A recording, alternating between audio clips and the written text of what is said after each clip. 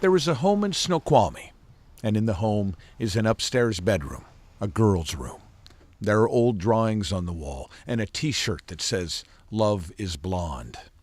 There are things in the room that any girl might have: sunglasses, pictures, bracelets, a candle.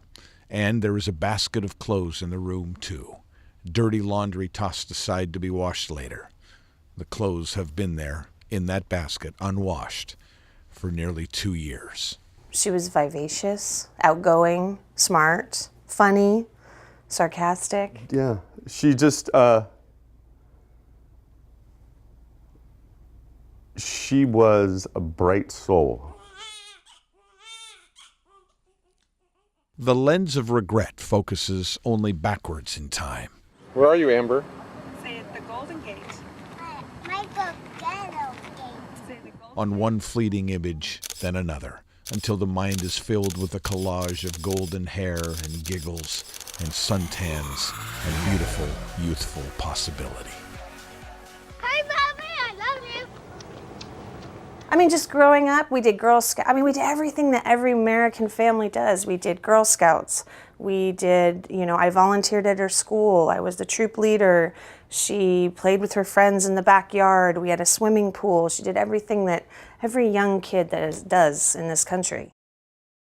Her name was Amber Roberts. Michael and Kristen split up when she was just 2, but they remained close friends. Kristen remarried. Michael did not. They made sure that Amber's childhood was as normal as possible. Boing, boing, boing, boing, boing, boing, boing. And as she got older, they tried to rein in her natural curiosity and strong will without stifling a burgeoning free spirit.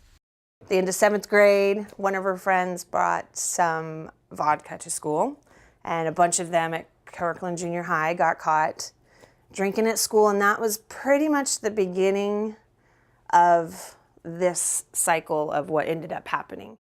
She was drinking some and smoking pot. One thing led to another. She tried ecstasy in the 8th grade. She graduated from high school and got a full-time job.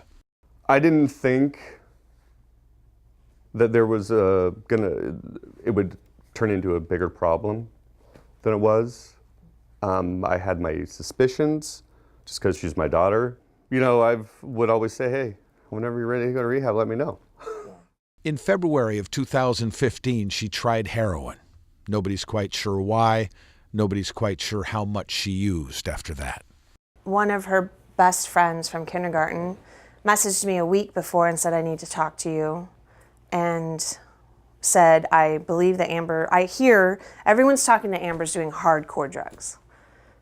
What does that mean exactly? She said, I don't know, possibly heroin. And I said, heroin?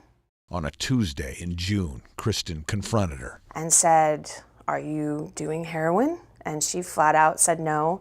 And because she's always been that person, because she'd always been the person that helped everybody else, I believed her. Yeah. And I told her that if you try that just once, you will die. And she stormed up the stairs and said, I know, Mom, I'll never do that. And that was the only conversation that I had with her about it.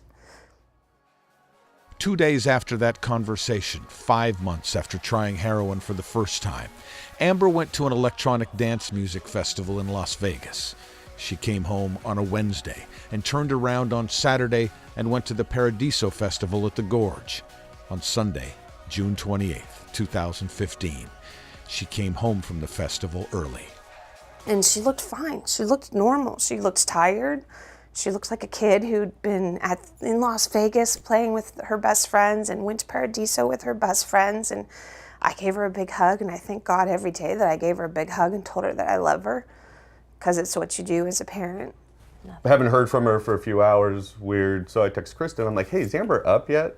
It was like 3. 3. Yep.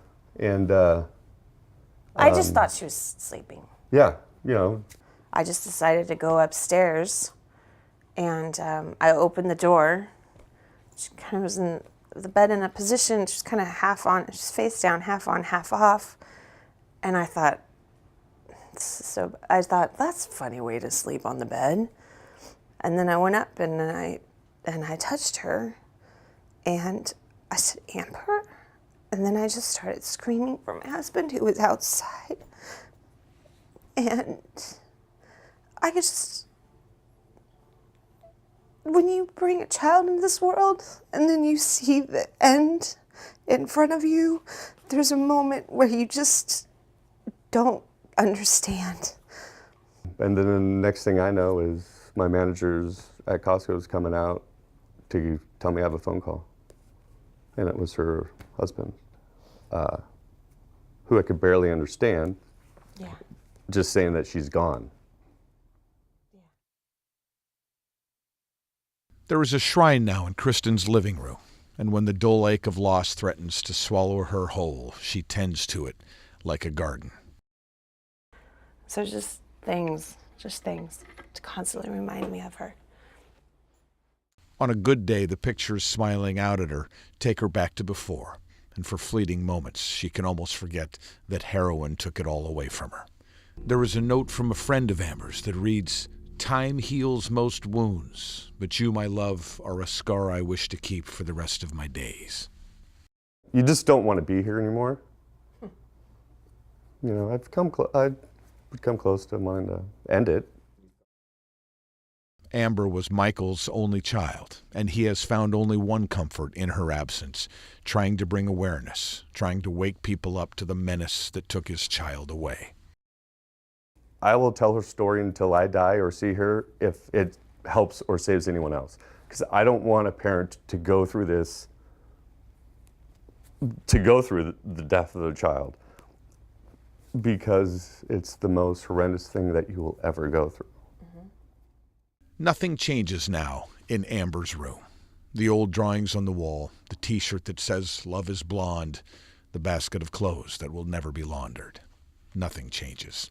And yet for two people and their families and everyone who ever knew or cared about one bright, beautiful young woman with her whole life ahead of her, everything has changed.